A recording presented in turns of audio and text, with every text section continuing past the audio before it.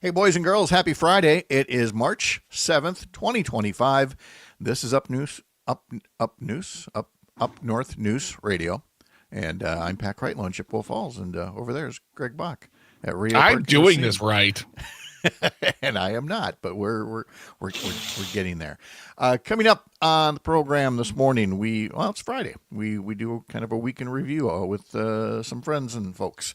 This time around, Kia Vakil is off this week, so Cam Stevenson from Arizona, Zach Smith from Iowa, two of my Courier Newsroom colleagues will be here to talk about reaction in their states to the meat cleaver that Elon Musk and his co-president Donald Trump are taking to the U.S. government and the American economy.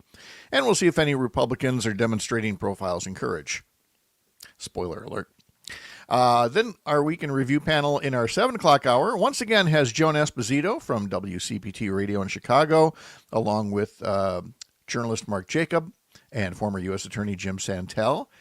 We'll also talk about the Wisconsin impact of all of these cuts. The Trump administration is now canceling the leases of about 16 different federal offices around the 16 offices around the state, hundreds around the country.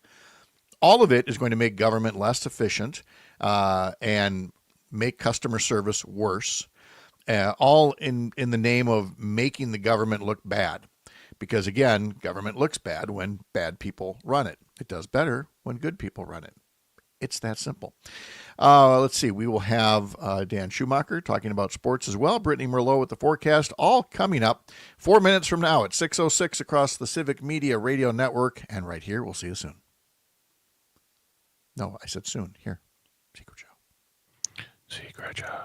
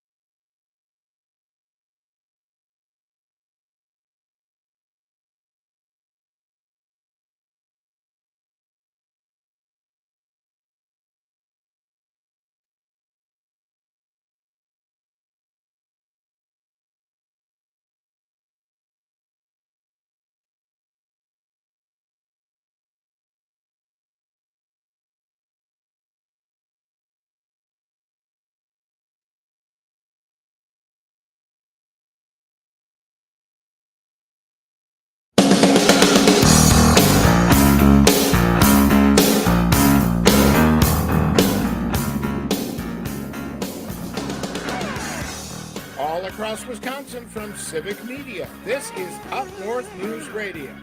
Now, live from our Lake Wissota studio, here's the founding editor of Up North News, Pat Brightlow. Well, hey there, Wisconsin. Good morning.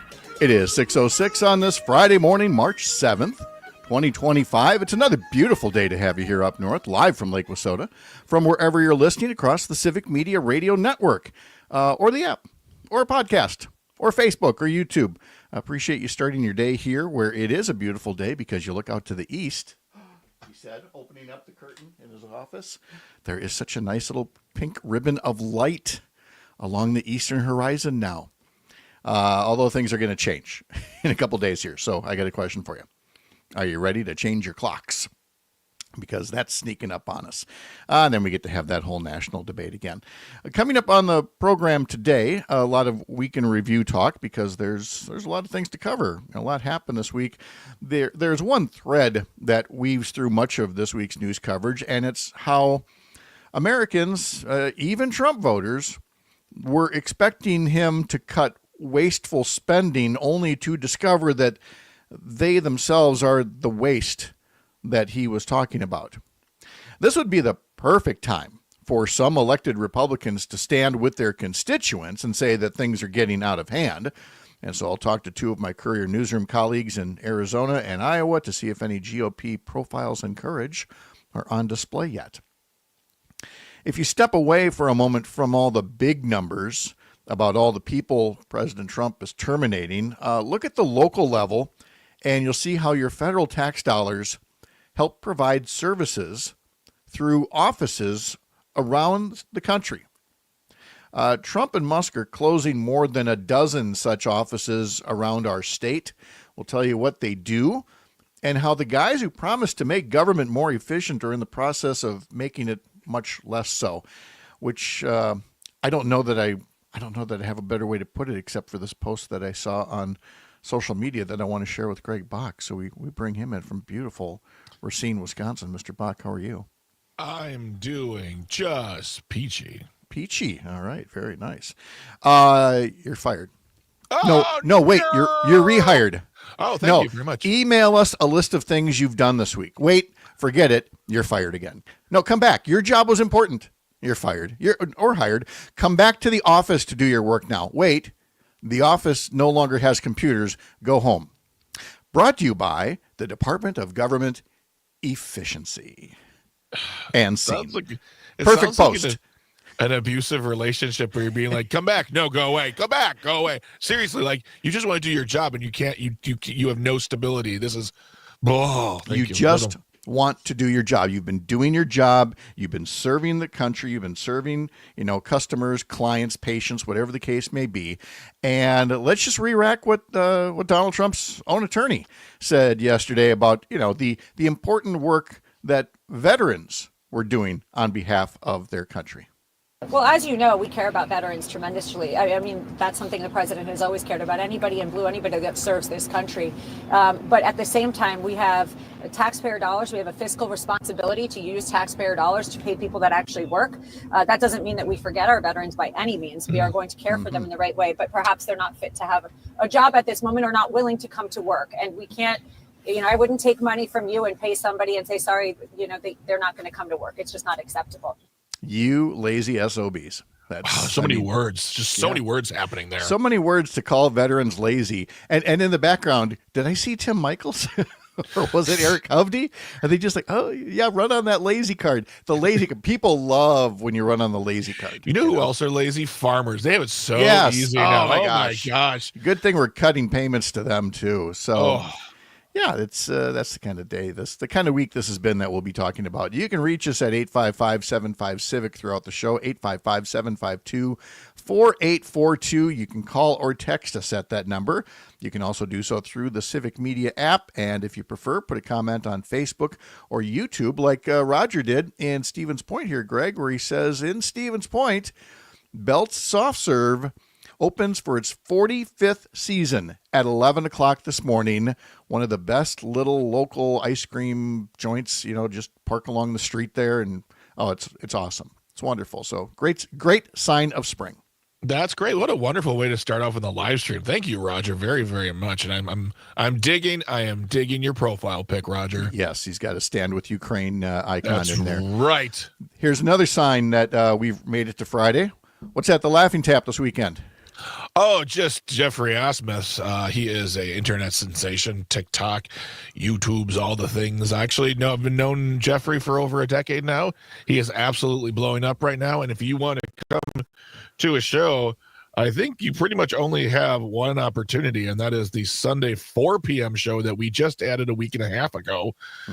Because every other show, all 6 shows are almost sold out completely. So if you want to get tickets, I would suggest getting them right now at laughingtap.com. Yep, there's 5 tickets VIP left for the 7 p.m. show on Sunday. There's a few tickets left for the Sunday show in the afternoon at 4 p.m., but the other 4 shows are sold out. He is amazing. He has been at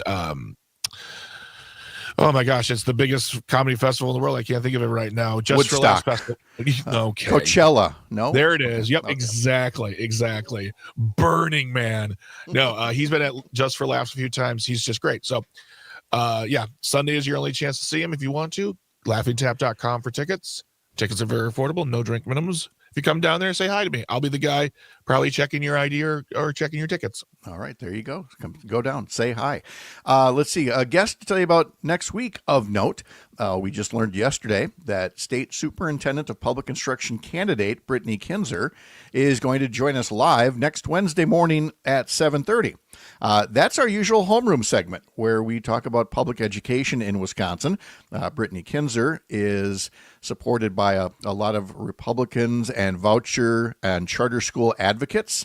And so we're going to be asking her about, the 2 different school systems that taxpayers are responsible for now in the state of Wisconsin. And what are her ideas for funding 2 school systems and making sure that the public education system remains viable and achievable and attainable by all Wisconsin students. So Brittany Kinzer on Wednesday morning.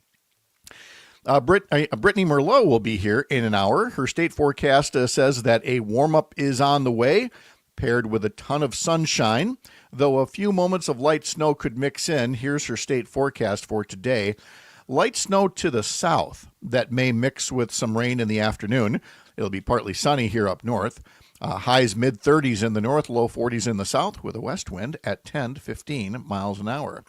For tonight, crisp temperatures, a few clouds, lows around 10 up north, 20 in the south with a light northwesterly wind. At the bus stop right now, it's 20 here in Chippewa Falls. It's only 4 in Hayward. Amory 14, Wausau 17, Wisconsin Rapids, your thermometer's been broken for a couple of days here. La Crosse 31, Green Bay 25, Madison's at 30 right now, Milwaukee 32, and at Radio Park in Racine it's 32. But that 4 in Hayward really concerned me. I'm like, is that right? Went and looked at the National Weather Service page for them, and yeah, it is 4, but don't feel bad for them. This is the Hayward forecast. Sunny and 36 today, 45 tomorrow, 50 on Sunday, 54 on Monday. So the 4 degrees that Hayward's going through right now, this hopefully is near the end of it, the end of the reign of terror of single-digit temperatures. Yeah, right. In Wisconsin. I'm ready for this to be done. Seriously. We all are. I know. Let's see.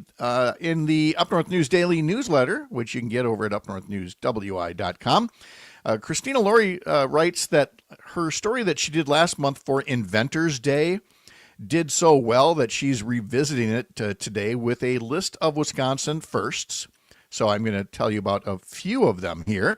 Wisconsin gave you the first harvesting machine, the first typewriter, the first numbering system for highways, the first law banning discrimination against women, and the first ice cream sundae. Which reminds me, Roger in Stevens Point tells us that Belt Soft Serve, they opened for their 45th season at 11 o'clock this morning. And Roger adds it's 18 degrees right now in Stevens Point, which means go get yourself some ice cream later today. The what I'm saying is it's never too cold to go enjoy some ice cream. Yeah, the joy. In fact, here's the thing: is the ice cream will be warmer than the temperature, so warm up with some ice cream. Does it work that way? Science. Yes, exactly. There's also our new weekend politics edition of the newsletter. And in there, we asked a question last week about all the cuts from Elon Musk and Donald Trump. And we put some of the heartfelt answers from folks in there. And we'll also talk about Vermont Senator Bernie Sanders coming to Kenosha today and up here in the Chippewa Valley to Altoona High School tomorrow. So again, look for that weekend edition of our newsletter. Sign up for it at our website, upnorthnewswi.com. It's a busy day on civic media. On Earl Ingram's show at 8 o'clock, Sandy Williams will talk about the corruption of government recently. Maggie Dawn at 3 o'clock will have What's Good, Local, and Overlooked in Wisconsin with Terry Barr, a Women's History Month story of the Wisconsin woman who was the first war correspondent allowed to parachute into Vietnam with the troops. And then over at Matinaire on Air, you got Pete Schwaba at 11:30 this morning, and then you're going to get your discombobulation looked at 11:06. Correct, sir. We have Dan Schaefer on our show every Friday at 11:06, and then today, Pete Schwaba. There's been a special mission to watch the movie Green and Gold and talk about a portion of the film that really irks Jane. So in the second hour, it's gonna be a lot. You're gonna be recombobulating the news and having some fun with Pete Schwaba. Join us, please. Can you tease us any further about what it is in the movie that bugs her? No. Okay. You have to tune in. You have to tune in, Bat. Consider me teased. There it is. Plus, I'm looking at the list for the local shows, just the local shows across the Civic Media Radio Network. Great guests, great segments.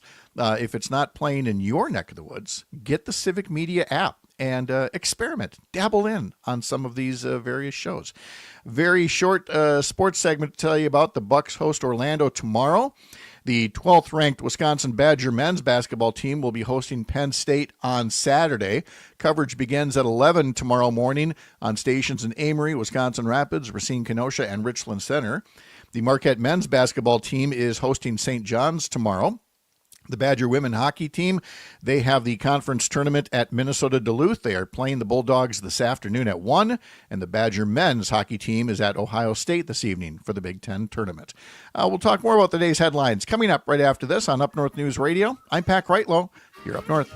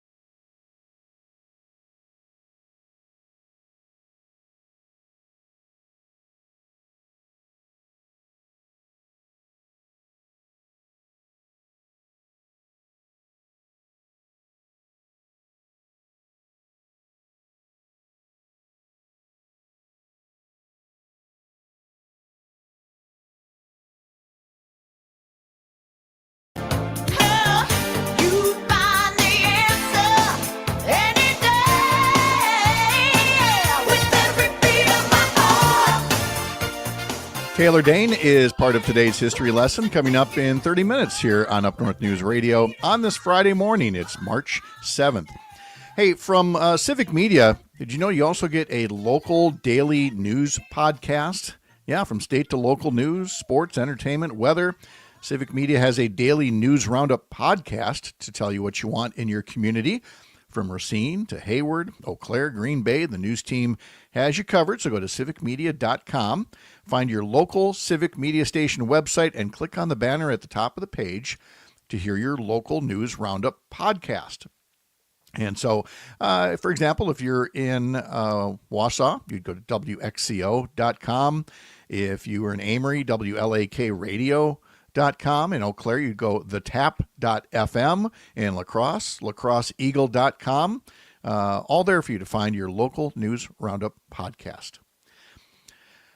This is, what are we at here? Friday. This is what, 5 days now till our first live event for Up North News. It is going to be at the Overture Center in Madison. Coming up next Wednesday, the 12th. Doors open at 5. We're going to be done by 7 because there's a Supreme Court debate at 7. So our panel discussion from 5 to 7 will then become a watch party from 7 o'clock onward. It's called Protecting Justice for All, a series of panel discussions with legislators and experts talking about how this Supreme Court election on April 1st will have a very definite impact on reproductive rights in Wisconsin, on education in Wisconsin, and on the Wisconsin economy. So the tickets are free. Just head to upnorthnewswi.com/supreme for more about our Supreme Court Forum. That's upnorthnewswi.com/supreme. The governor is doing his weekend radio address, and Tony Evers is talking this weekend about something that may have been overlooked in everything that comes with a governor's budget. There's the budget address. There's the big budget bill. There was the state of the state address before that. And, earlier we were talking about a lot of firsts for Wisconsin. Well, in the governor's budget is another first in terms of, how Wisconsin would be leading the nation. Evers wants Wisconsin to be the first state in America to start auditing insurance companies if they show a pattern of unjustly denying health care claims. Evers' plan would also create a new office to help Wisconsinites whose health insurance claims are denied and create new requirements on health care services and procedures that insurance companies would have to cover. And I'm going to stop that sentence right there and interject this. People going, oh, more regulations on businesses, more regulations on businesses. Let me finish this sentence. New requirements on healthcare services and procedures that insurance companies would have to cover if they want to do business in Wisconsin. If you don't want to do business in Wisconsin, hey, good luck to you. But we've got a big market here of people that pay their premiums on time and deserve to get the coverage they pay for. So some folks in our state capital would like to race to the bottom and get rid of all the rules and requirements. And you pay your premiums and you get denied and you can't do jack about it. But if Governor Evers had his way, insurance companies would do their job. If they promise something, if they promise to pay for something, they'd pay for it. If not, they get audited to find out what it is and to what degree are they price gouging Wisconsinites or ripping them off. Now, look, will any of this pass? No. We know who runs the legislature, but it's an idea that you should know about. And that's one of the things that's really motivated us to start Up North News and Civic Media is that there's all kinds of ideas out there, good ideas in line with Wisconsin values. But then these Democratic lawmakers will go knock on the door of a local radio station or TV station or newspaper, and the place will tell them, well, your bill's never going to pass anyway, so we're just not even going to bother talking about it. And they don't. Well, they're just depriving their audiences and you of the ability to hear about the full arena of ideas, because voters one day are going to be able to choose new legislators who might be more on the side of their constituents than on the side of for-profit insurance corporations. And so that's why Governor Evers continues talking about it and why it will be brought up throughout the state budget process. Here's a story out of Madison that you may have forgotten about. It was about how there were, after the November election, ballots that were discovered and not counted in Madison. Now, they didn't, the ballots that weren't processed because they were caught too late, there weren't enough to impact the results of an election. But it's still pretty egregious that a city clerk or staff or somebody would somehow have a process where a bunch of ballots could go uncounted. Now, 4 of those voters have initiated a class action lawsuit, each one seeking $175,000 in damage. All told, there were 193 voters in Madison whose ballots were misplaced by the city clerk and not discovered until weeks later. The Wisconsin Elections Commission investigated, according to the Associated Press story, but did not determine whether the Madison clerk failed to comply with state law or abused her discretion. She didn't notify the Election Commission of the problem until December, almost a month and a half after the election and after the results were certified on November 29th. Attorney Jeff Mandel, part of Law Forward, bringing the lawsuit, said the goal is to reinforce and strengthen the right to vote. When people's votes are not counted, when the right to vote is violated, our democracy is diminished, Mandel said. As I mentioned, each of the voters is seeking $175,000 from the city of Madison and Dane County. That is above the $50,000 maximum that can be sought in class action lawsuits against municipalities. The lawsuit will argue that the cap is unconstitutional and that they should be awarded more. I'm not here to pass judgment one way or the other. On the one hand, that sounds like a lot of money. But on the other hand, this, again, just sounds so beyond the pale. And I do have questions. I have questions about the Wisconsin Elections Commission investigated but did not determine whether the clerk failed to comply with state law or abused her discretion. Is that it? Is that the end of the process then for the Elections Commission? Because there's 3 ways to go about this. The Elections Commission comes up with some kind of determination and penalty, or maybe there's a criminal case involved. I don't know if this has been referred to a district attorney or anything like that. Or the third route is the route we're telling you about, a class action lawsuit, which is where the voters feel like they have to go right now to make sure that something this bad never happens again. Cam Stevenson and Zach Smith from Courier Newsroom are next. You're up north.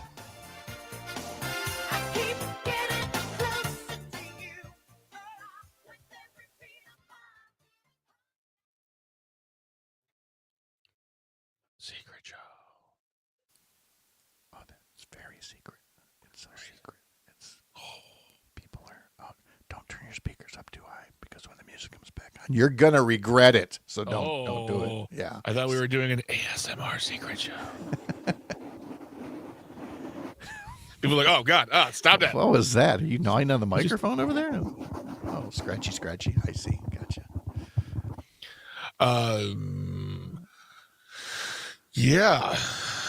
Yeah, Madison and maybe Kenosha too, but Wait, what? no one wanted to look into that. Maybe I'll just call Jeff Mandel.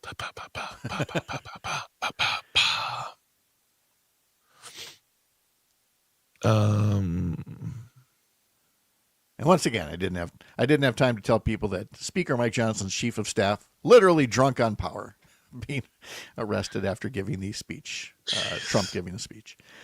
Well, it was probably communion wine or something. And, yeah, that's it. Feel the blood of Jesus, man. Woo! Trump 25. Secret drinking. That's it. Yeah, that's a... Actually, yeah, my drinking's not so secret. I didn't mention my Roy Kent mug. You didn't mention your coin? I got to get all my mugs back into the office. Whistle! Oh, that reminds me of a clip I need you to get. Yeah. Somebody reminded me about this. From Toy Story, there is a cat named Whiskers, and at one point the dinosaur character is like, "Whiskers, will you get out of the way?" or something like that. I feel like we need to play that the next time Selena Heller's cat is making a scene on screen. Somebody sent it to me once. I'll have to see if I can find it. Whiskers, will you get out of here? That's it. There. Bookmark that for Monday morning. Okay, hold on. Let's see. What time is that? We got plenty of time. We got plenty of time. Yeah, Molly. This is Roy Kent stands here. Yes. My radio morning voice. Actually, let me see something. We may already have it.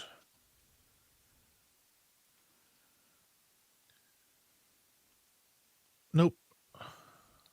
Okay, well, we will now. Whisker. Oh, that's not how you spell whiskers.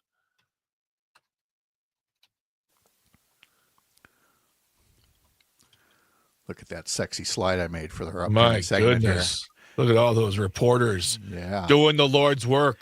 You know what we still haven't done yet is I can roll the tape from here. We could actually roll it on video, but then you can't control the audio.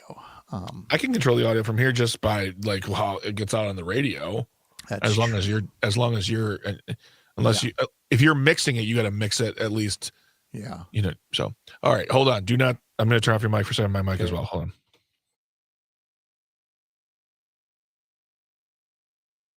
Whiskers, will you get out of here? That's perfect.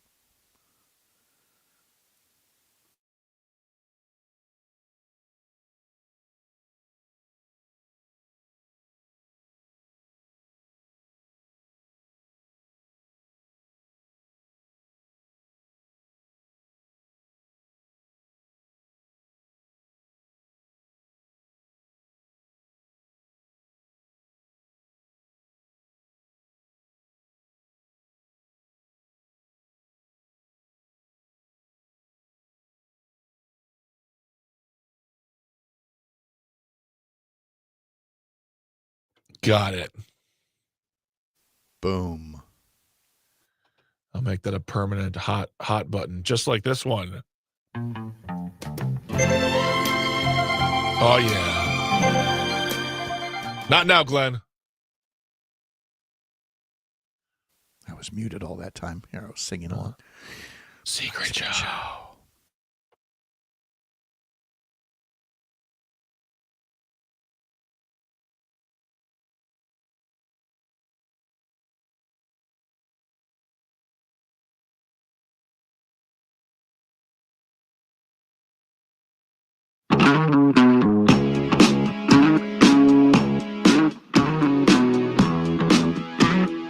6:34 now on a Friday. That is Kia Vakil's walk-up music, but there is no Kia Vakil in sight. He's got the week off this week. So happy to have a couple of colleagues from Courier Newsroom from around the country to join us and talk about some of the stories that have been covered this week by all of our various sister outlets, including Iowa Starting Line, where we welcome to the program Zachary Oren Smith. Zach, how are you? Doing good, Pat. How are you, man? Doing good. Thanks for joining us from the Iowa State Capitol, where we're recording this on Thursday. So nice to have you here. And we are joined once again by Cameron Stevenson of the Copper Courier. They're in beautiful Arizona, where we just were a week ago for the Courier Newsroom retreat. Cam, good morning to you. How are you? Thank you. Thanks for having me back. I am good, but the day is young. So have you see where the news takes us? Have you you guys recovered yet from having all of us invade your territory there? I mean, we have told the story of the singer who recognized you from the stage, from your work. Yeah, well, it's just encouraging that people enjoy local news. Yes. Well, Zach, let's start with you out there covering the Iowa legislature and Iowa politics, and it's going to be mostly about what's happening in Washington with all of the massive cuts that Elon Musk and his assistant Donald Trump have been doing this week. And there's been a lot of reaction, obviously, of all sorts. So I'd really like the view from Iowa, not just of ordinary folks being affected by this, but then we'll also get into whether any Republicans are voicing any kind of hesitancy or squeamishness. But let's start overall. How would you characterize the reaction of many Iowans who are affected by these cuts? I mean, Pat, it seems like every day we get another example of tremendous cuts to some really essential resources. Just last week, I've been emailing back and forth with people over at the Iowa City VA, Veteran Affairs Services. This is a place that gets for people that served our country, right? Gets essential medical care into these, for these service members, and they're not only are some recent hires have had their offer letters revoked. Right, we're beginning to see as many as several hundred of these employees. Again, these are early days. We were thinking maybe this is just going to be some of your maybe it's security, maybe it's some of these less essential things. But what we're finding is like even your service providers, right, are caught up in these cuts. I mean, it's really tremendous. One of the biggest challenges facing the state of Iowa right now, we've got some of the highest cancer rates in the country right here in the state of Iowa. The governor, the legislature have all said that that funding these services is something that funding this research is something that we need to do. But I mean, we've really when you look at the way NIH funding has been put into limbo. I mean, it really takes the eye off the ball. Suddenly, people that are involved in some of these studies from around the country, but are also right here in the state of Iowa, are wondering whether whether some of their studies will be able to continue, what the future of that will be. I mean, we've got real problems here in the state of Iowa, but it seems the federal funding being latched down, you wonder what's going to happen. I would imagine, Cam, the same sense of shock and awe, for lack of a better term, from people who probably were Donald Trump supporters as well, that this is not quite what they were expecting. Yeah, we're seeing a lot of people honestly surprisingly shocked and awed at the things that we were told was going to happen, unfortunately. But I've talked to a number of veterans who they served the country in combat, and then they came back and worked for the federal government because they wanted to continue to serve in some capacity. And they worked at the VA or the Department of Defense, Homeland Security, for decades, and did such a good job that they were promoted. They went through a lengthy promotion process. They got interviewed, went through months long, all the hoops you have to go through when you're in a government agency. And because of the promotion, they were put on a probationary period, which got them fired by Elon Musk and his organization. And we're also seeing dozens of offices being closed. The Grand Canyon is having a shortage of national parks rangers, so we're having trouble keeping that open. It's just really sad to see so many important things that people care about and value and use in their daily life, and even people from out of the state now. People come from all over the world to see the Grand Canyon. So imagine planning the trip, and you're from a different hemisphere, and you come out here, and then you get there, and there's just a close sign with a little Doge meme on it. Yeah, and if folks can't go in the traditional way, they're going to try to find other ways to see it, and that's going to raise safety issues as well. Yeah. And not just in that park, but in all the parks. The personnel infrastructure is there for a reason. So let us move on to the next question. The great quest for profiles and courage from Republicans in your respective states. And I'll go first.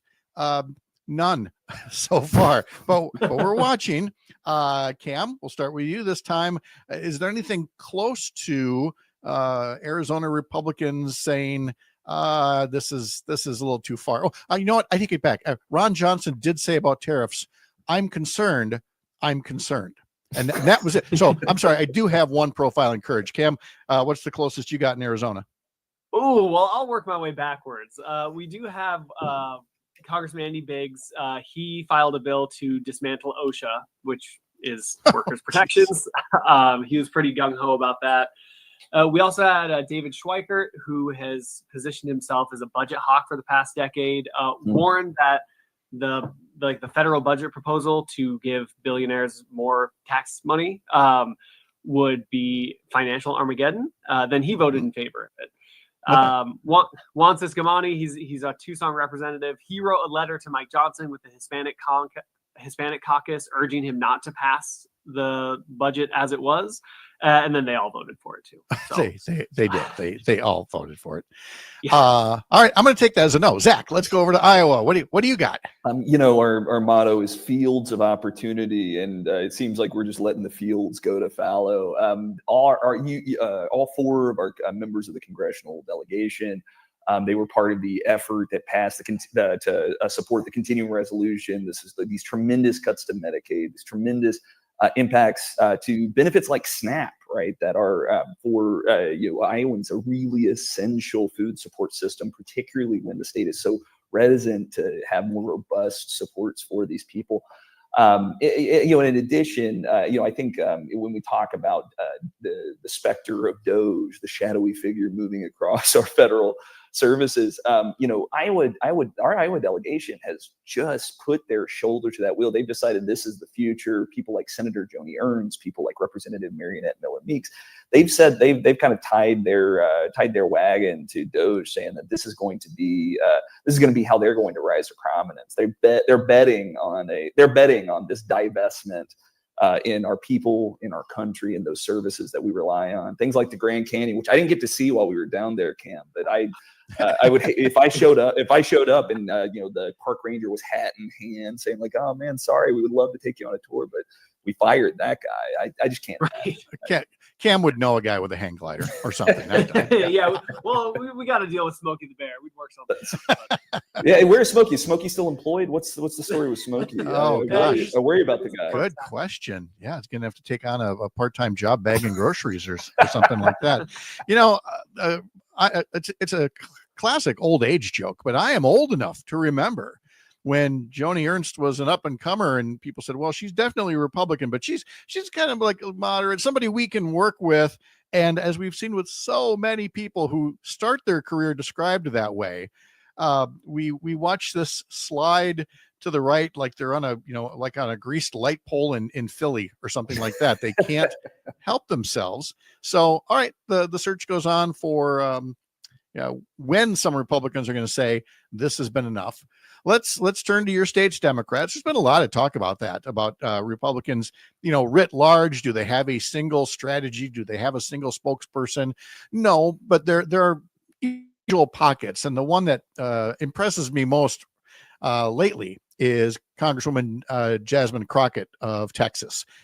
She has been as a fresh face of speaking up against Trump the way that Alexandria Ocasio-Cortez was in her early times. We, of course, have Mark Buchan here, who has never been shy about banging the drum, not just about Donald Trump, but about Derek Van Orden, his colleague right next door, and calling him out. In fact, he has invited Congressman Van Orden to a town hall this weekend and baited him in the press release saying, well, Derek hasn't held any kind of open town halls yet, so maybe he doesn't know how. So I'm happy to show him the way to do one of these. Gentlemen, I don't know if you have anybody that brash, that cocky, or at least somebody that willing to get in front of the microphones and say, this is serious. These are the stakes. Zach, we'll start with you this time. What are Democratic voices in Iowa sounding like? When Republicans advocate so much of the leadership in our state, it does create this kind of fertile territory for people to begin picking up that mic. People I just point you to. Right now, all eyes in Democratic politics are kind of on 2026 and the gubernatorial race that's coming down the pipe. The current state auditor, Rob Sand, he's the sole statewide Democrat in elected office in the state. He has been, while the governor and the legislature have worked to strip him of more and more of the powers that used to be part and parcel of the work the auditor did. He said, okay, that's fine. We're going to take this show on the road. He's hitting all 99 counties, looking to find more, looking to get in front of audiences in counties from Keokuk to Sioux City, all with the notion that, like, look, if you're going to try, if the state auditor, the office charged with accountability in the state, is if you're going to rip the power, that's fine. We're going to let you know exactly what the state leaders in the Republican Party have been doing, what they've been up to. Is he the kind of person then that conceivably, whether he's a candidate in 26 or not, but does have some, mainstream appeal, a little bit of bipartisan appeal, or does he kind of strike everybody as, well, he's the voice of the far left? Yeah, I mean, I think the thing that Rob Sand has going for him, which has gotten him some criticism from places where I live in Iowa City, he always kind of brings this kind of oh shucks demeanor to his to his press conferences, to his one-on-ones. I think he's a bow hunter. He's a guy that's from this place, right? And I think he brings that kind of a kind of normal man's message, every man's message to politics that have gotten increasingly polarized and increasingly out of control. Shucks, I remind you, we have Tony Evers over on this side of the border. Cam, Democratic voices out of Arizona. Who are the leaders? Yeah, we have a couple people who are emerging in different ways.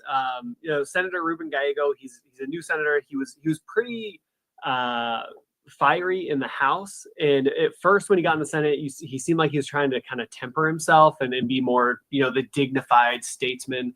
Yes. But then the Trump administration started attacking veterans and veteran benefits. And as a veteran who suffered immense loss and watched, so many of his friends die in the battlefield, I think that just kind of really pissed him off. Him and Mark Kelly as well. Mark Kelly, who also is very much a statesman, but also a veteran, an astronaut, seeing these attacks on programs that they've seen benefit their lives and their loved ones has just kind of set them off and unleashed them a little bit. You mentioned Mark Kelly, and I had forgotten about him, and it actually reminds me that when he was being considered for vice president, people go, wow, Tim Walz came out of nowhere. Yeah, because he was everywhere, whereas Mark Kelly occasionally pops up, but is mighty quiet a lot of the time. And I haven't heard a peep out of him from up here in all this time. So Mark Kelly, if you're listening, and why wouldn't you be listening to a Wisconsin morning show? Your state, your country needs you. Step it up. Cam Stevenson will be there to follow, your every utterance with the Copper Courier. Zachary Oren-Smith at the Iowa starting line. Gentlemen, thank you so very much for pinch hitting for Kia Vakil this weekend. Appreciate your comments, and enjoy the rest of your week. Always good, Pat. Yeah, thanks for having us. Yep, so good to see you guys. When we come back, we will have today's history lesson to wrap things up, and then our regular week in review panel with former U.S. Attorney Jim Santel and journalist Mark Jacob, all coming up. This is Up North News Radio from Lake Wausoda on the Civic Media Radio Network.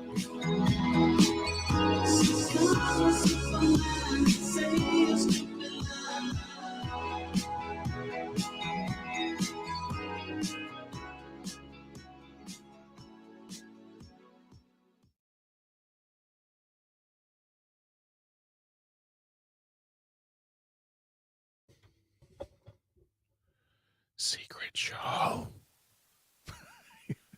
Say that like it's a punishment. Secret show. No, I said it like a question. Like, is there a secret show? I don't know.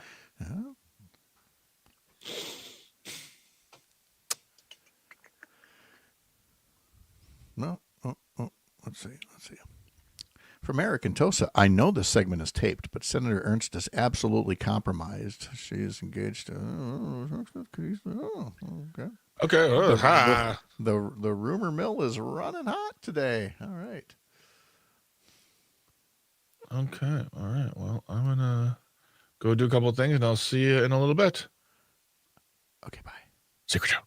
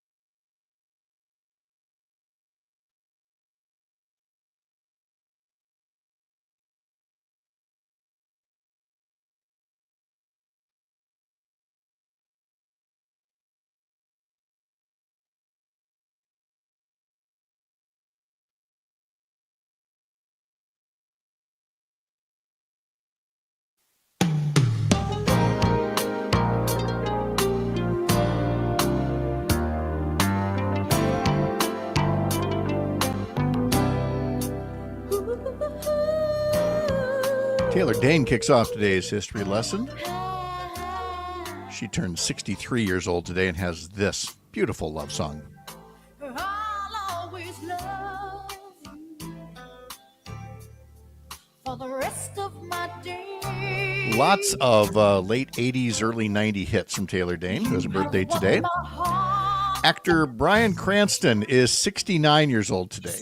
That's nice. Is there anything he can't do in terms of drama, comedy?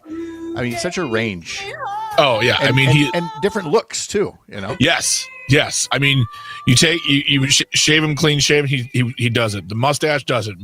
Longer hair does it. Beard does it. But man, there's something about him where I always think to myself, I never want him to be mad at me. You can say all of these same things about Jenna Fisher. She is 51 years old today from The Office. Terrifying. Terrifying. Doesn't matter if she's got a beard and a mustache or what. And actress Laura Prepon is 45 today from That 70s Show. Wow. Once again, people going, no. Okay. How can this be? Why, Kreitlow, why must your segment be so depressing? This day in history just hurting your feelings. Yep. Cassandra writes on YouTube, I've never seen Breaking Bad. Cassandra, same here. I've watched it all the way through, and I tried to rewatch it, and I couldn't because at the end of the day, and this is not a spoiler, you're cheering on terrible people. Well, then that's the era that we live in now, the anti-hero, where you're kind of rooting for the bad guy because he or she is taking on badder guys. Essentially, Let's see. On this day in 1970, the number one song was by Simon and Garfunkel.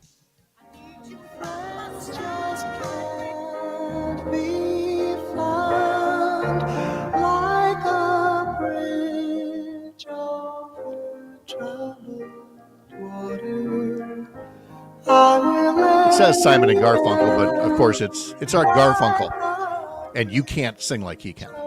Oh, all right. Not you, Greg. You, all of us. No, Nobody has a voice like that. 10 weeks at number one, starting today in 1970. In 1975, David Bowie released his 9th album.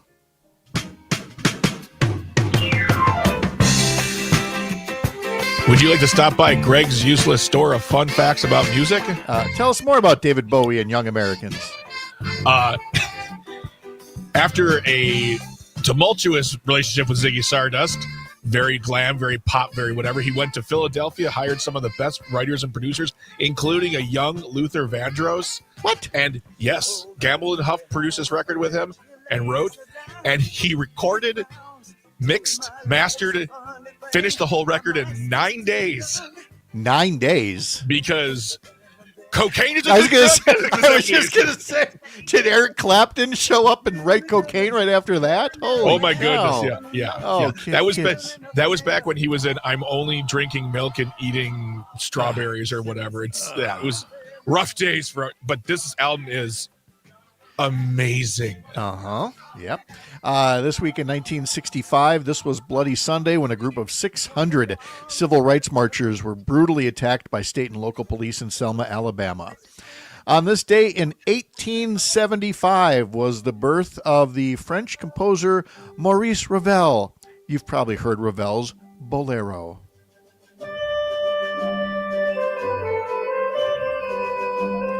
Chances are that you are in one of three groups of people when it comes to this song. Within a certain age range, you're thinking of Bo Derek and the movie 10.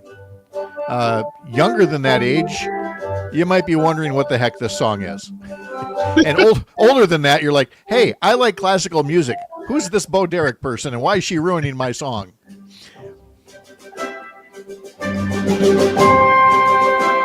This is so weird. It is.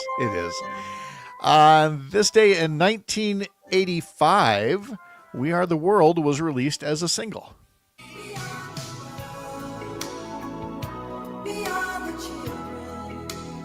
Or to put it a different way, We Are the World was unleashed upon the country on this day in 1985 by Lionel Richie and Michael Jackson.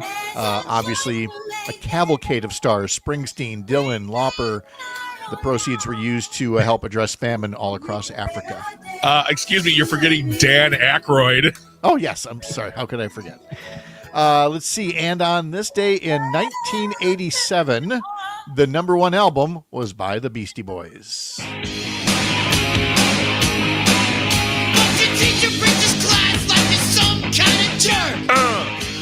License to Ill was atop the album chart, the first rap album to go to #1.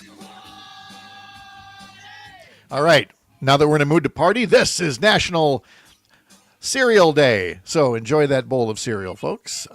This is National Employee Appreciation Day. Shouldn't every day be Employee Appreciation Day? Yep. This is a World Day of Prayer. This is National Unplug Day. This is Debate and Speech Day, meaning the activity. And if debate and speech count as high school sports, then I was a jock of the first order, because that's what I lettered in. Did I get the letter jacket? No, because the only letter I had would have been debate and speech. But anyway, today is Middle Name Pride Day, said Patrick Jerome Kreitlow. So, I like that, said Gregory Stephen Bach. Gregory Stephen, okay. First, I was sure it was Aloysius, but I guessed wrong on that. And finally, today being the first Friday of Lent, this is Fish Fry Friday. Mm-hmm. So, do you have a favorite place to go get a fish fry? No, you cannot say Culver's. No, Culver's is a Wisconsin treasure. I'm just talking to everybody out there. No, come on. You got a favorite? Like, I saw a guy last night up in Jim Falls. He was putting up all the signs for Sacred Heart Church for their Friday Fish Fry, kicking off today. Plenty of other places going to have theirs as well. So go to a fish fry today. Go to a fish fry, find yourself a good bar. Find yourself. Do they even still do like Knights of Columbus or like the church ones? Yes. Oh, yeah. Find one of those. Just pans of it. Just eat yourself silly. You know what? Next Friday, I want everybody giving us ideas on where they went and what they recommend. This is Up North News Radio. More after this.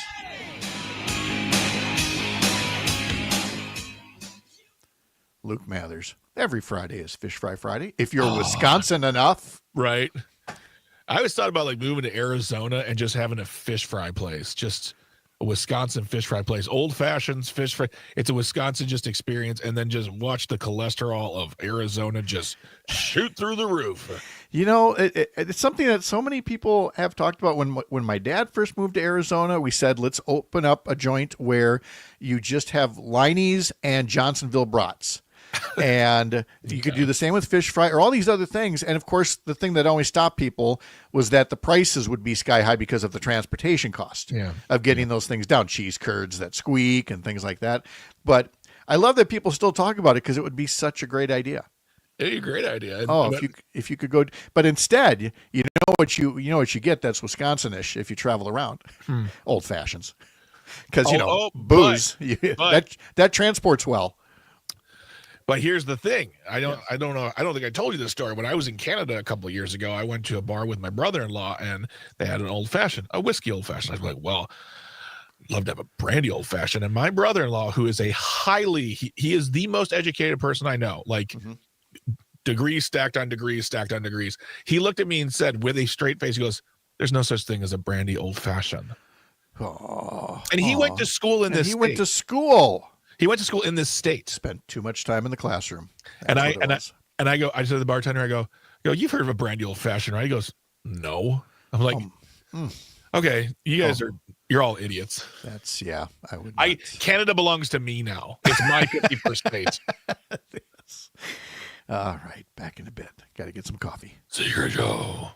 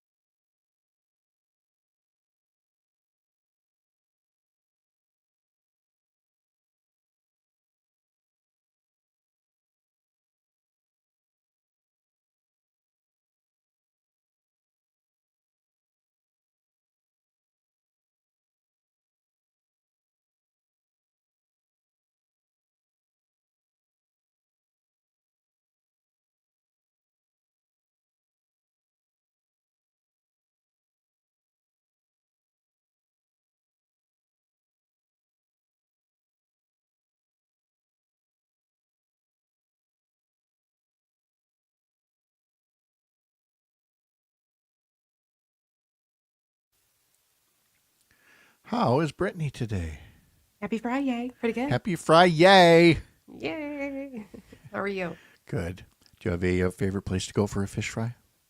Not really. I move so much, so She's always on the run. I think know. Brittany's a spy. I really think she's a government asset. And like, I move around a lot. I got my go bag in my car. And right? That's hysterical. like, if you went up to Brittany and you put your hand on her shoulders, hey, what? She might just like Jason Bourne you. And be like, I'm just trying to say hello. I do know those moves. I have to, you know? Yeah. Bobbing and Has weaving in to. the mean streets of Wausau. Yikes. Secret Joe.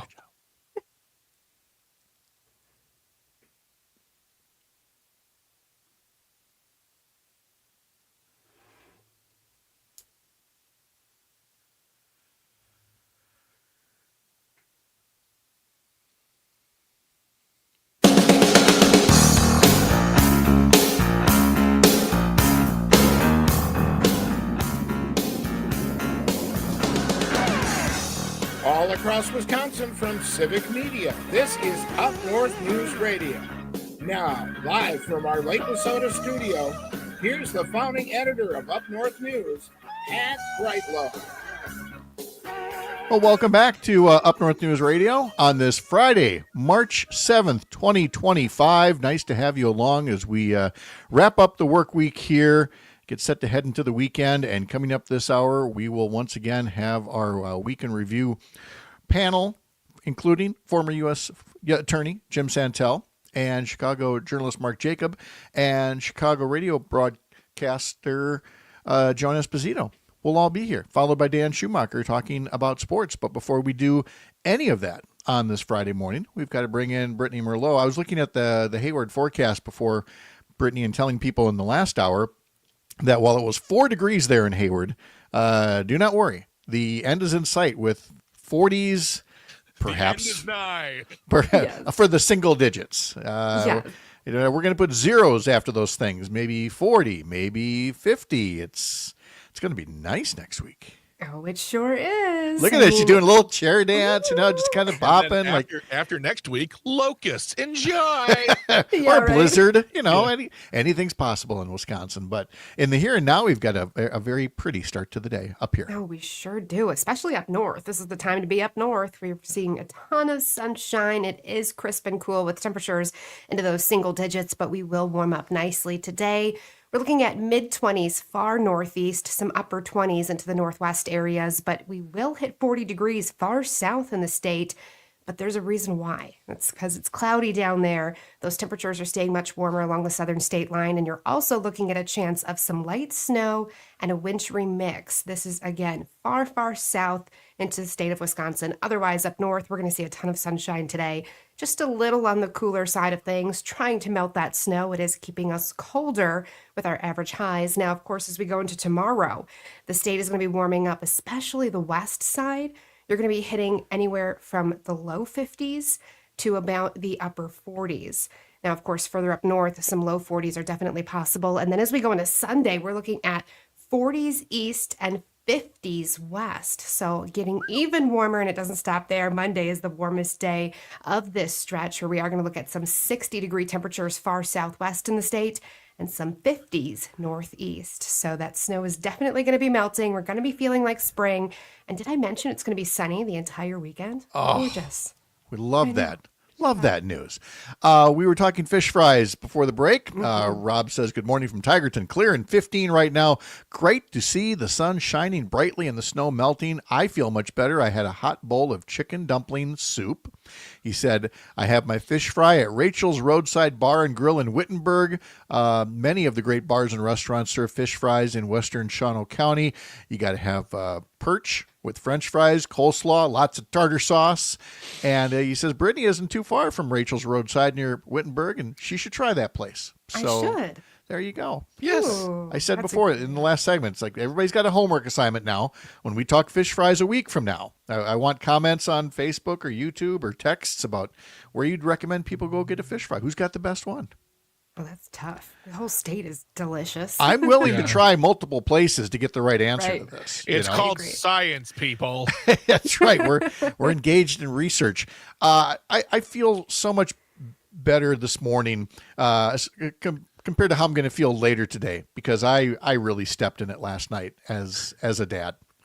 We have plans for this weekend, and my one daughter is driving out from Michigan with her two littles. I didn't realize that she was on speakerphone. I should have. She was driving, right? She was driving through Chicago. Say, "Yep, we're on time." Blah blah blah blah blah. And then I said, because I just wasn't thinking. I said, "Well, okay, well, we can check in at the 3:00, but if you come earlier, you can go to the water park all day and blah blah blah blah blah." And then this little 5-year-old voice from the back seat, I can hear, "Did Grandpa say water park?" And I could just feel my daughter seething, and her eyes were going, nope. He said library, because otherwise he was going to ask for the next 12 hours. Can we go yet? He's like, "No, Yeah. I heard water park." I'm like, "No, buddy, library." I said library. We're going to go to the library and get some books. It sounded like water park. Oh, You're just gaslighting children. My God. know. Like, Then I tried something else. I'm like, "No, not water park. It was otter bark. You were talking about otters from a book at a library." That's it. Yeah. we're taking you to your first bar, buddy. We're taking you to your first bar. It's great. A Wisconsin tradition. I would have. Oh, She's going to open the door, hand you the kid in a bathing suit, and go, Yep. have fun. yep. yep. Get out. I've been listening to this kid for 12 hours now. So, yeah. So wish me well. Let's see if the day stays at this wonderfully high level it is. Thanks to you, Brittany. Have a It wonderful will. weekend. You too. All right. A reminder that you can sign up for our daily newsletter and the weekend one that I put together. If I get through this weekend anyway, you can sign up for it over at UpNorthNewsWI.com for unabashedly Wisconsin news. A lot about Wisconsin's firsts in history in today's newsletter, and then we have our weekend edition of the newsletter as well. And that one will include a story that I'm going to tell you about right now, and it is about all of the offices around Wisconsin, federal government offices that are being closed because Elon Musk and his co-president, Donald Trump, are canceling the leases. So once again, you had contracts that were signed by the federal government saying, "We commit to do this because this was what was approved by Congress in our federal budget." And you've got a president and his assistant just saying, "Nope, we're going to cancel these things." And these are not simply places with cubicles where minions fill out forms in triplicate. These are offices that provide customer service so that government offices run more efficiently. But that's not what's happening here when you've got Trump and Musk claiming to have cut $105 billion, although the number can't be verified, and a number of the figures have had to be corrected. But the Trump administration said it has removed 443 federal properties, and the Milwaukee Journal-Sentinel went to find out which ones were in Wisconsin, and they found at least 16 of them. And among them, they include things like an IRS office in La Crosse, if I'm not mistaken. Yeah, and it's one that serves as a taxpayer assistance center. You got questions, you can actually go talk to a human being. And then there are Social Security offices that are going to be closing in Green Bay and in Wausau. You have, most notably, in my mind, the Food and Drug Administration has offices in Madison and Wauwatosa. And you're thinking, okay, why does the FDA have offices out there? Well, the FDA has an import office. And the FDA is responsible for making sure that products imported into the U.S. are safe and compliant with FDA standards. And the office oversees 9 ports in Wisconsin. A lot of folks forget about that. When we talk about the border, we talk about the southern border. There's a border here in that there are plenty of places that come into the U.S. through the Great Lakes and come into any of the ports like the Port of Milwaukee or Green Bay or Superior and Duluth. And there are people who work for the federal government, not just looking for people who shouldn't be coming in, but products that shouldn't be coming in, things that aren't safe. And that kind of activity is being cut back sharply. There are offices for the Bureau of Indian Affairs in Ashland and Shawano that are being terminated. The one in Ashland employs 40 people.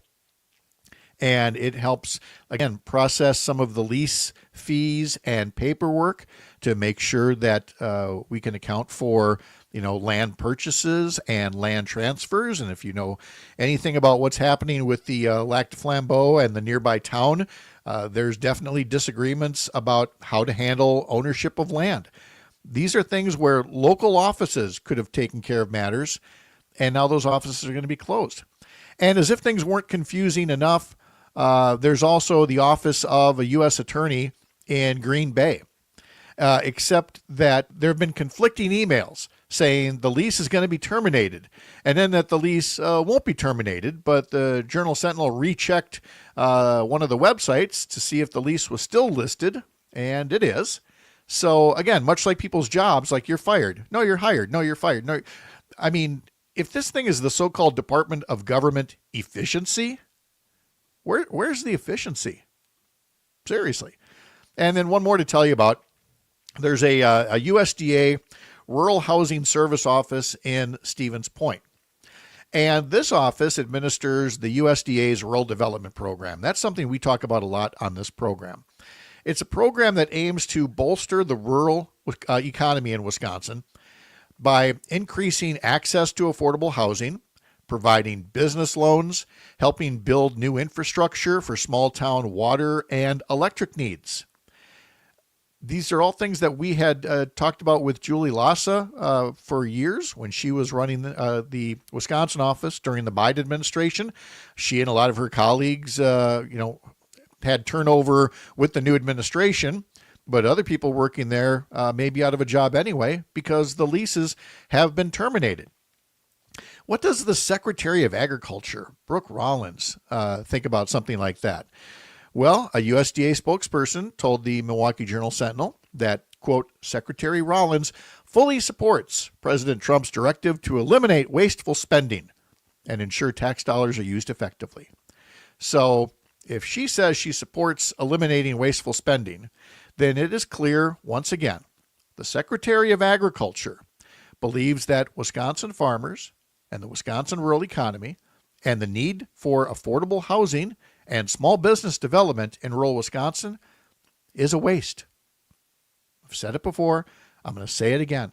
There are plenty of people who keep saying they want to cut wasteful spending. They think there's all kinds of wasteful spending.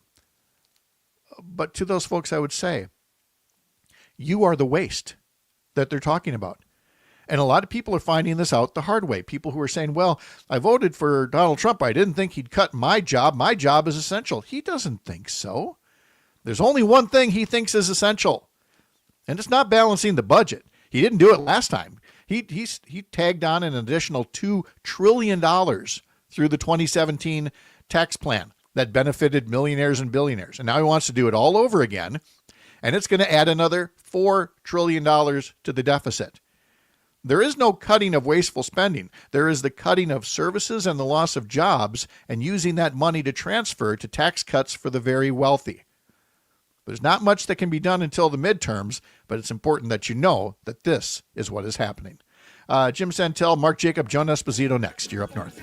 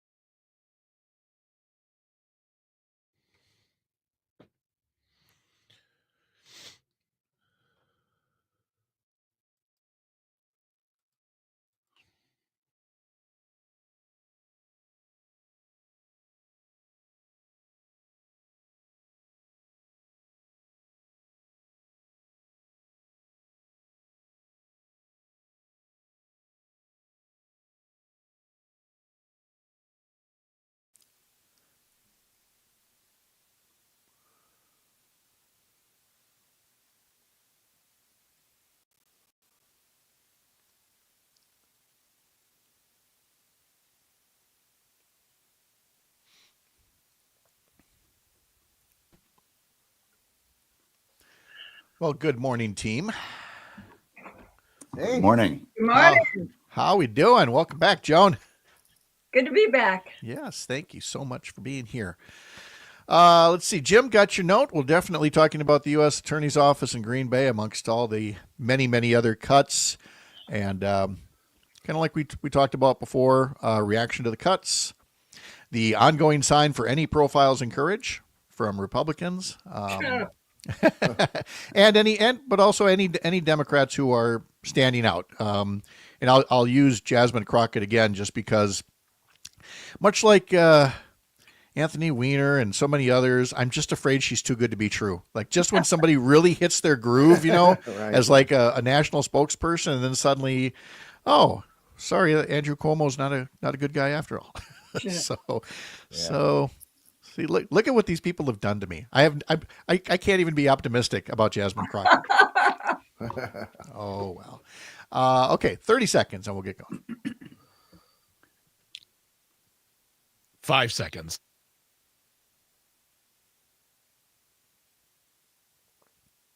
Send lawyers, guns, and money. Dad, get me out of this. Ha! I love how Greg says in a nanosecond what would take the rest of us a long time to say, which is, Pat, you can't do math. Because I still thought there was another 30 seconds left in the break, and Greg quickly goes, 5 seconds. Like, oh, that's right. I can count. It's Friday. We're ready for a weekend here. We're ready for our Friday panel, which includes former U.S. Attorney Jim Santel and Chicago journalist Mark Jacob and Joan Esposito. And it's so great to have all of them here. And let me give it the proper introduction here. Joan Esposito hosts WCPT's live, local, and progressive afternoon show in Chicago. Prior to that, she spent 20 years as an anchor and reporter for WGN Channel 9, ABC 7, NBC 5. Head over to heartlandsignal.com to look for Joan and catch her show live or as a podcast. Joan, get that 20 years as an anchor thing out of there. We should not be dating ourselves like that. Really? Nobody will believe it. How are you? Shudder. Yes. Thank you for being in here again today. Jennifer Schulze usually is in here as well. She's off this week. You can see her newsletter, Indistinct Chatter, at substack.com/@newsjennifer. Mark Jacob has his newsletter, stopthepresses.news, along with his video series with Stephen Beschloss on Target. Mark, how you doing? Doing fine. Well, I mean, the news isn't making me cheerful, but I mean, the rest of my life's fine. I mean, people say, how you doing, Mark? And I say, well, everything's fantastic except for the collapse of democracy. Yeah. That's been a theme throughout the past couple of weeks here is people catch themselves now when they go, how you doing? You know what? Don't answer that. That's fine. Amicus, a law review, can be heard live on Saturday mornings starting at 9 on civic media stations around Wisconsin with former U.S. Attorney Jim Santel. Jim, how are you? I'm doing well. Also pleased that even in the midst of the calamity about which Mark and Joan described, we've got a president of the United States of America who, right after the State of the Union, walks down to the Chief Justice of the Supreme Court and says, thank you. I won't forget. Right. All is good in America, is it not? Boy, I mean, things that are captured on microphone that are going to be a moment in history. And not to make light of somebody's foibles, but I will make an exception in this case. The fact that Speaker Mike Johnson's chief of staff was arrested for a DUI shortly after the speech just leads to the metaphor that these people are quite literally drunk on power. That's really what we've got to at this point. Jim, let me start with you because we just talked about before the break all those closings of offices around Wisconsin, including one allegedly for the U.S. Attorney's Office in Green Bay. Can you talk more about that office, even if we don't really know yet if it's really it's like Schrodinger's office. It's both open and closed. We don't know, but tell us more about it. We can go up there and knock on the door and see if, in fact, somebody opens the door. It should be open. It was established many years ago at the time that I and another U.S. attorney were focused on the uppermost region. This is still the Eastern District of Wisconsin. Prior U.S. attorneys and subsequent U.S. attorneys to me have staffed that office with practicing lawyers and professional staff who support the work of that part of the state. And it's important because, among other things, there is plainly a lot of white-collar crime. There's plainly a lot of violent crime. And significantly, the U.S. Attorney's Office also provides all of the prosecution for, yes, That's right, the Menominee Indian tribe, which is about 40 to 50 miles just to the west of that office. It's in Green Bay. You practice in front of the federal judges and magistrates there. It is important for law enforcement throughout our state, throughout our district. And the fact that you would stop that does not mean that those lawyers and staff will not be doing work, but just and it's not just convenience, so I'm hesitant to use that word, but the access to ensure prompt, speedy, responsive action to crime when it happens, and civil cases as well. That cannot be overstated. The closing of it is not a good thing, if in fact that's happening. No, for a place that said it was the alleged Department of Government Efficiency is making things so much less efficient, again, leading right into my saying those who hate government the most should be trusted the least to run it competently. And Mark, the examples are essentially endless of the ways that offices are being closed and that good people are being let go. So many of them veterans as well. But it leads to this question as you monitor media coverage through all this. How much of it is essentially normalized, like, well, this is just what Trump does? And is there any kind of creeping sense yet of buyer's remorse from so many of these folks who lost their jobs and maybe supported Trump? Well, I think there is some reporting on that. The whole I voted for the leopards eat my face party, but I didn't think leopards were going to eat my face. Yes. That kind of thing. But there are people who are just shocked that Trump will do this. And one thing I'd like to point out is, you keep on hearing, well, that's what they voted for. Nobody voted for Elon Musk dismantling the federal government. That was not something that they advertised before the election. There's a whole lot. Nobody voted for invading Greenland or the Panama Canal or making Canada the 51st state. None of that crazy stuff was out there. So this idea that, well, this is what you asked for, this is what you're getting, isn't really true. This is just a shocking assault on the government. And yeah, there should be buyer's remorse. People should be angry. According to the polls, people really opposed the pardons for the January 6th people. But I mean, the real question, Pat, I think, is if people are going to have enough memory, if we have another election in 2 years, will people have enough memory to stay mad? And I think we need to help people stay mad because they have to realize what's being done to them right now. Joan, you take calls throughout the day with your 2 to 5 show on WCPT. What can you tell us about the tone of the callers? If you're hearing from people who aren't just kind of your dyed-in-the-wool, Democrats, but other people who want to call in and say, it's a little weirder than even I was expecting. Well, I haven't gotten any confessions from Trump trolls, but one thing I have noticed is I don't think Mark has to worry, at least not right now, about people being upset and crazed by what is happening, because a lot of my audience are old enough to remember former administrations, and they know just how utterly off the rails what's happening now is.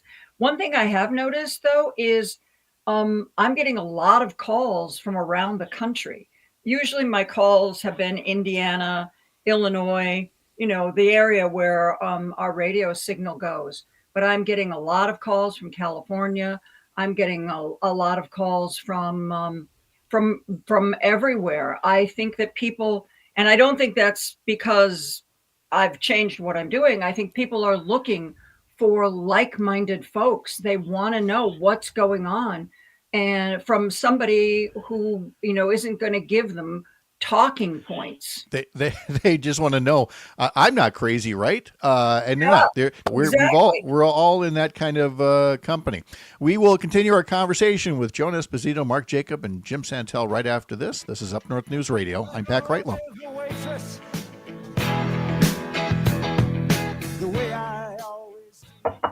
All right, there we go. All right, this is that fun little 5-minute break. So we'll come out of this with what Republicans have been saying, any profiles encouraged, and then Democrats, and then whatever else we got going on here today.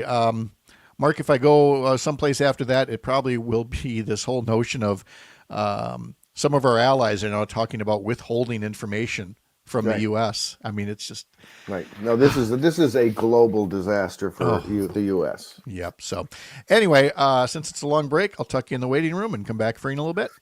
Okie dokie.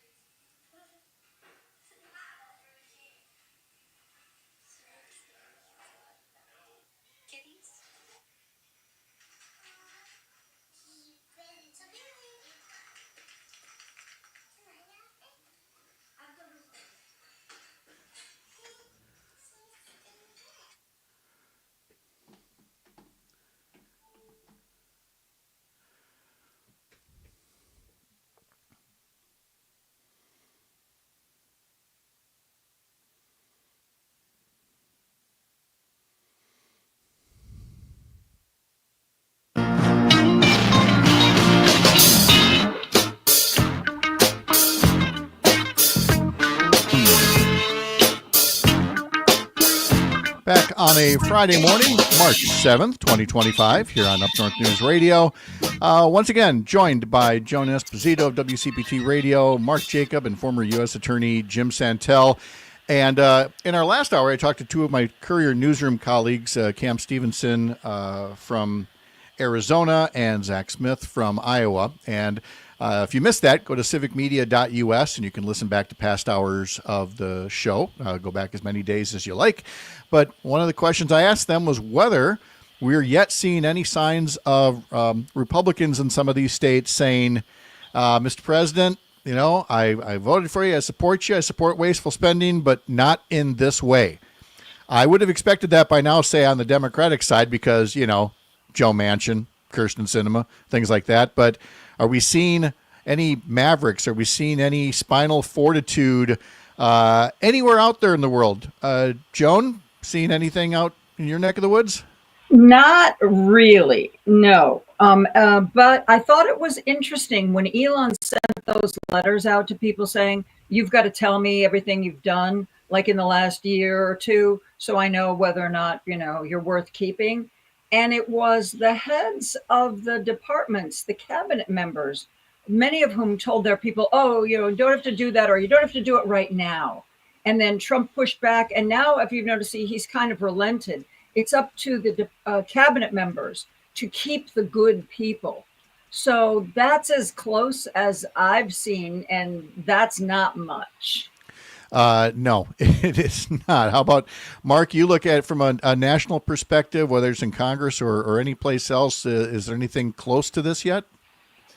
The real problem, Pat, is that Trump has very successfully intimidated Republican lawmakers. Republicans in Congress know that if they get out of line even a little bit, you know, they're going to be punished. They will be primaried. And the Republican Party has decided that it's more important for them to get reelected than to have the U.S. be a global power, or to have their children not get measles and polio. I mean, they've decided that everything is less important than them getting reelected. And when you get to that point, you're going to make the wrong decision all the time. I mean, there was a New York Times story that drove me nuts yesterday with Bill Cassidy. He's a senator from Louisiana. He's a doctor. And he voted for RFK Jr. for HHS secretary, which everyone looked at him to see what was he going to do, because obviously he knows vaccines work. And he voted for RFK Jr. And the New York Times wrote a very sympathetic story about how the quote was that RFK was creating discomfort for some Republicans. Well, you know, I don't really care about the discomfort of Republican lawmakers. I care about whether children are safe from diseases. You know, that might be more important to New York Times. You might think about that. And so Joni Ernst, the same thing. And she's, you know, a former veteran, and also says she's a victim of sexual abuse, yet she voted for Pete Hegseth, who's been accused of that and who clearly is not qualified to be defense secretary. So the Republicans who should stick up for their own professions and, you know, oppose these ridiculous picks aren't. So, I mean, I'm sorry. I just think that the Republicans in Congress are totally intimidated and bought. They're just folding. So, Jim, let's take it to a different level. Instead of elected officials at the federal level or even at the state level, during Trump's impeachments and during the campaign, there was a steady stream of folks who were, you know, career attorneys, or they served in various departments, and they were more than willing to step up. And I just wondered, that I thought was so encouraging. And I wonder if you might start to see a new wave of that, of people saying, well, I was a U.S. attorney, or whatever the case may be, under a Republican president, but I have to speak out. Or is it more like we've probably seen all the people who are going to speak out and everybody else is just going to hunker down? This is the great challenge right now of lawyers and, yes, others inside government. There is the example of the U.S. attorney in the Southern District of New York who says, I can't do what the president, the attorney general have directed me to do in getting rid of that prosecution of Eric Adams. And she resigns. The problem, of course, with that, as we've seen in the past, as you just indicated, Pat, and we continue to see it, is if the good people leave and the people who remain there do not speak up, as you're articulating, then there is not inside government not a political voice, but the voice of reason about how government should be working. And I think that is a challenge right now as we go forward. Right. Standing up for norms. You don't have to be, it shouldn't be partisan to stand up for norms. But, again, this is the environment that we're living in. So let's go to the other side of the aisle.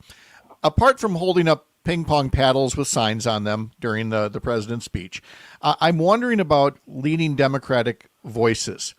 And for example, Senator Bernie Sanders will be in Kenosha tonight and up here in the Chippewa Valley tomorrow in Altoona. Well, we expect him to be speaking out.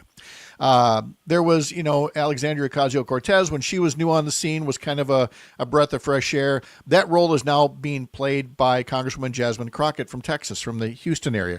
Her social media posts are wonderful in calling this stuff out. It doesn't mean she's going to stop him single-handedly, but at least people have somebody to look at for some kind of messaging and leadership. Mark, I'll start with you this time. Are there any others that you would point to as at least providing a little sense of, hope in the wilderness? Yeah, J.B. Pritzker here, the governor of Illinois, has been very good. Chris Murphy, the senator, has been good. Not enough, but there are some. No question the Democratic Party nationally needs leadership.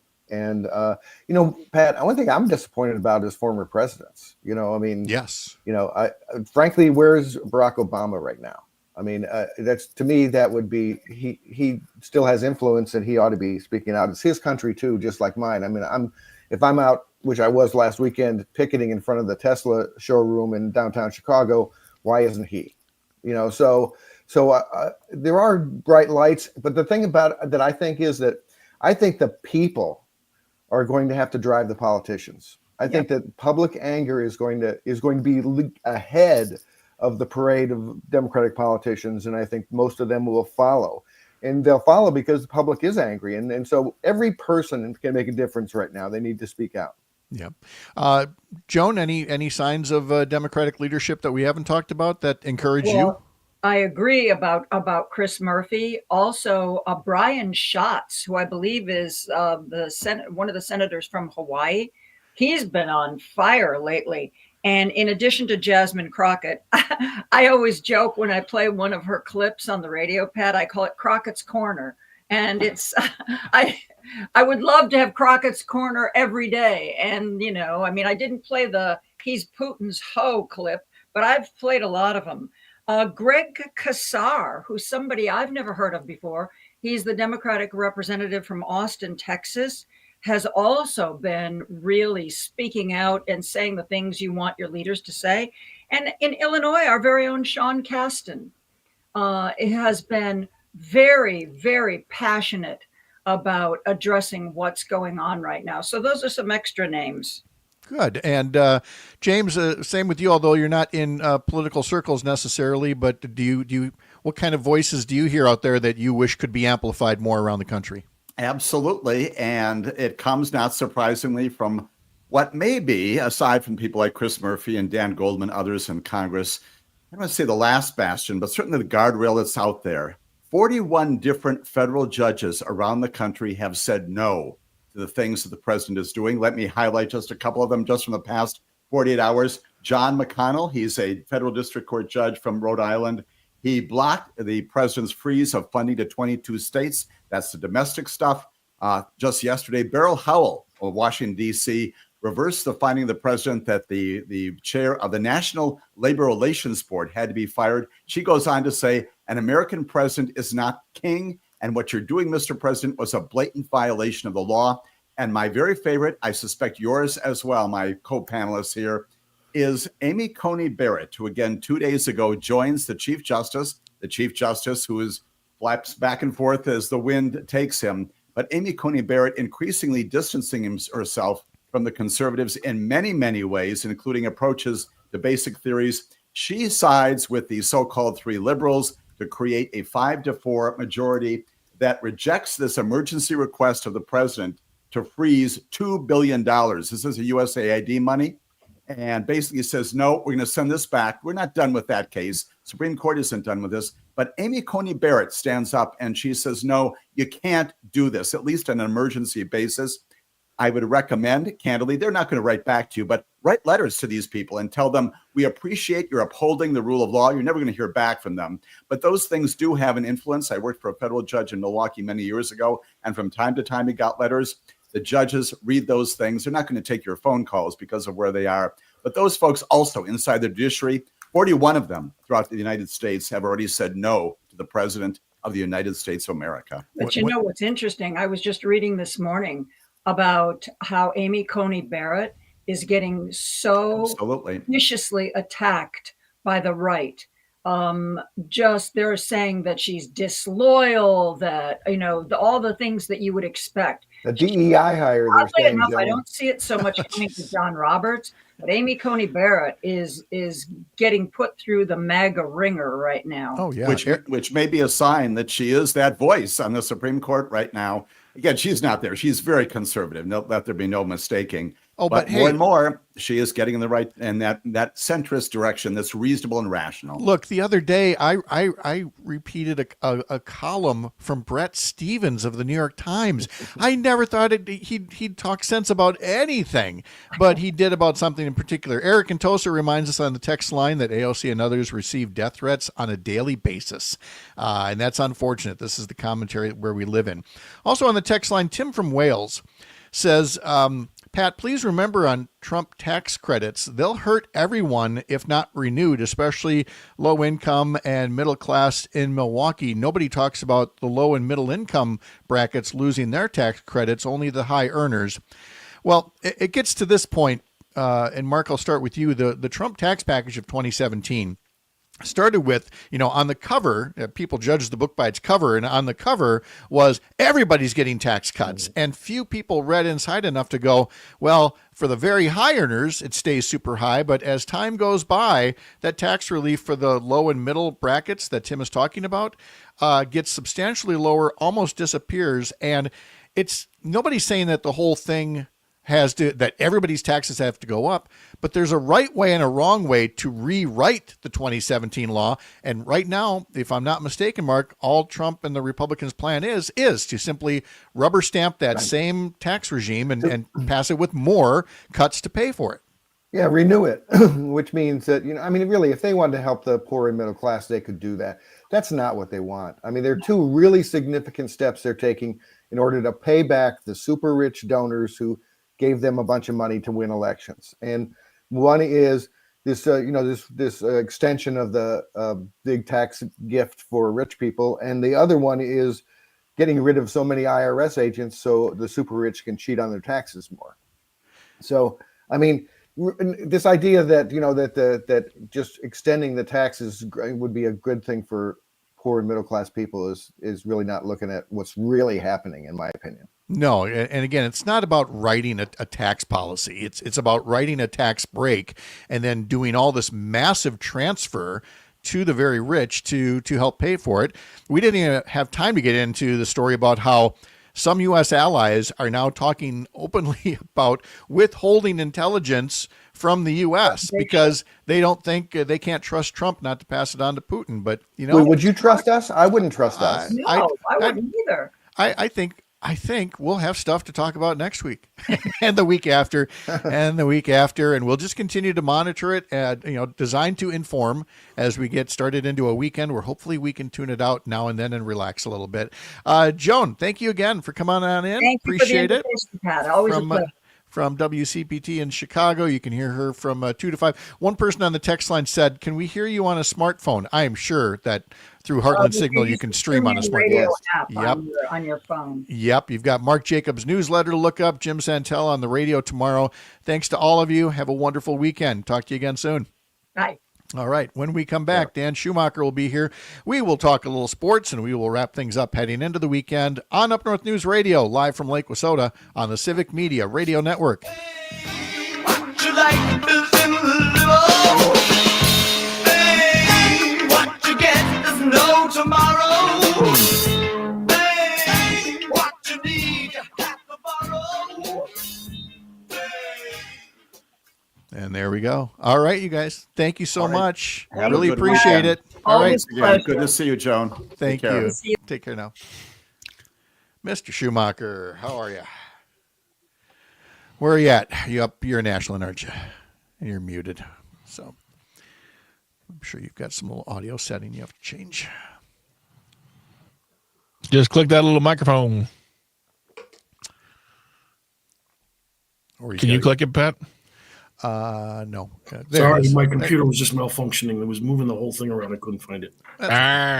We found you. I'm in Ashland, Pat. Okay. All right. Oh, man. Yeah, I agree. Yep. Oh, secret show. Hey, we're ending on a positive note. Damn it. Somehow or another. Watch your mouth. We're on the radio. No, we're not. Oh, we will be. We will be. And Look everyone's getting potty mouthed. Look at me taking on the Dan Schumacher role over here of tiptoeing up to the line. Yes. Potty mouth on the radio lately. I don't know what's happening to everyone. Like, I know. I can't imagine what could be happening in our country to make people like this. I don't care. Just keep it clean. Okay. Said the guy who's got a comedy club for an outlet. Yeah. FCC don't regulate my comedy club. Yes, I know. Yeesh. Right. Okay. Let's see. It was interesting watching baseball yesterday. Isn't baseball great? It's a change of pace, but we've been in a dead period for the last couple of weeks with no sports really. I mean, college basketball's starting to heat up. I don't like watching pro. It's terrible, but terrible. You know, since football season got over with, it's like okay, here's 10 seconds. Baseball.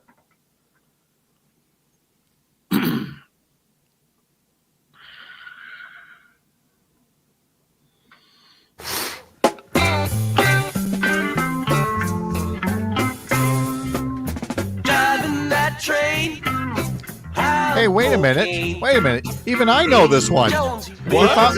We found a Grateful Dead song I know, everybody. Oh, wait. Isn't that adorable? Thank you. Yes, I will take that. Yeah, everybody knows Touch of Grey. It's a wonderful... No, just kidding. Dan Schumacher's here with us now. Dan and Greg bring us a little Grateful Dead tune every Friday morning at this time. How are things going, Mr. Schumacher? Going well. We're finally 18 inches of snow later. We're finally getting my I couldn't park even in my parking lot because it hadn't been plowed yet. And it's an interesting concept, I have to tell you. Plowing a parking lot? No, it's interesting the way they do downtown Ashland. Oh, okay. So they take the snow and they make a middle embankment. Yes. You still have 2 lanes. Yes. Yep. And then they come back with a massive snow blower. Yeah. And blow it into it. Yep. Like a hay wagon almost. Yeah. And blow it into the wagon. And next thing you know, all the streets are clear and there's nothing on the sidewalks. It's just amazing the way they can get rid of the snow and they dump it out in this ravine so then it flows into the lake. And it works so long as the drivers understand that now you've got less visibility when you approach intersections and things like that.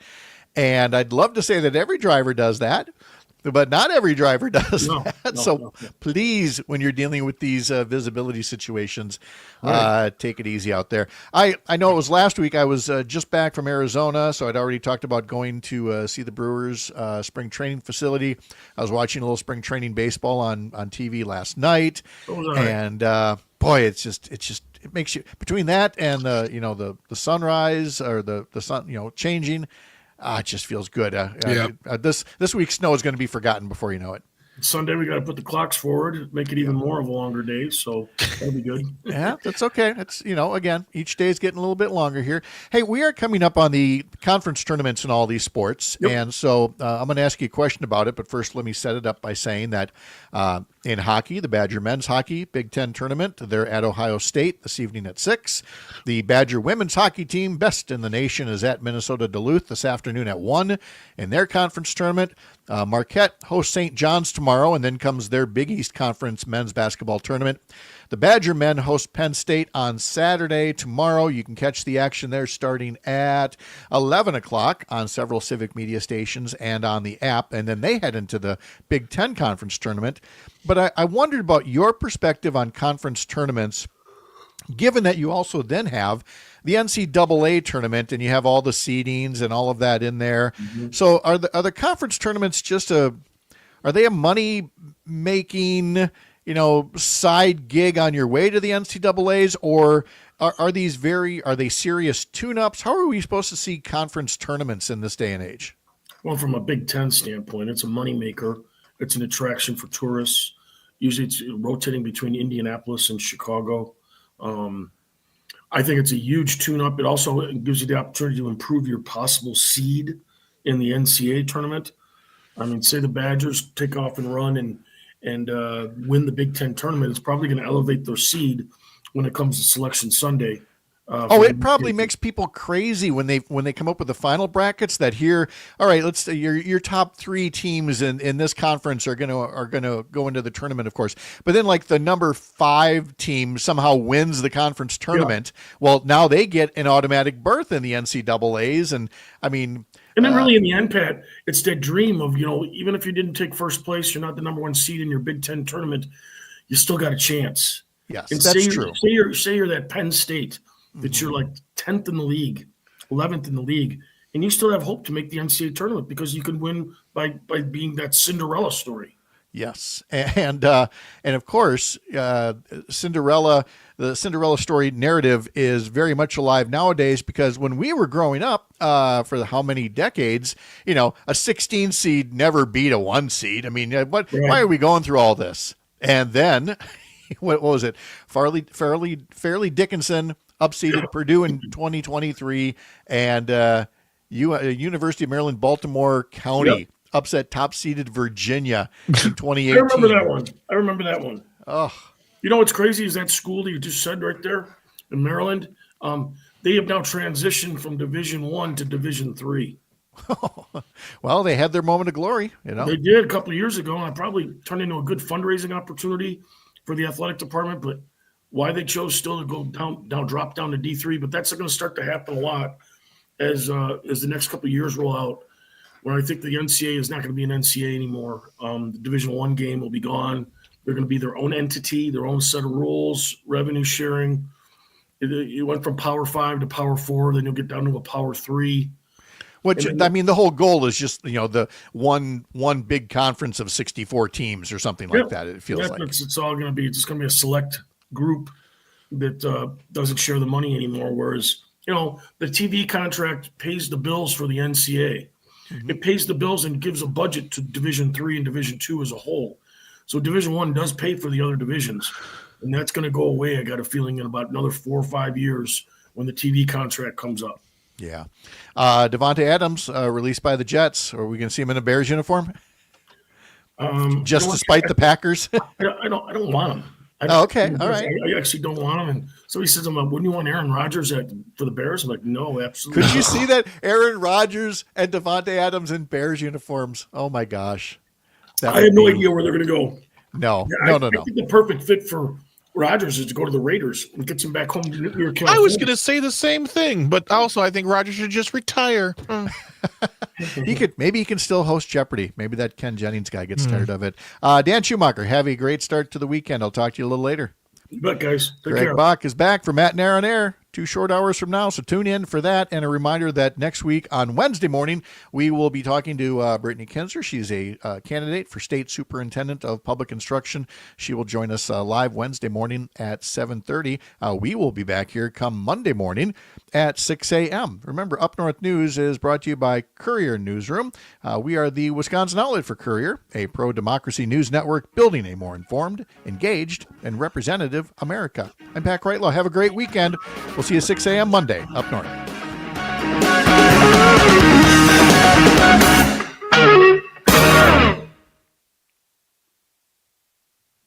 Secret show.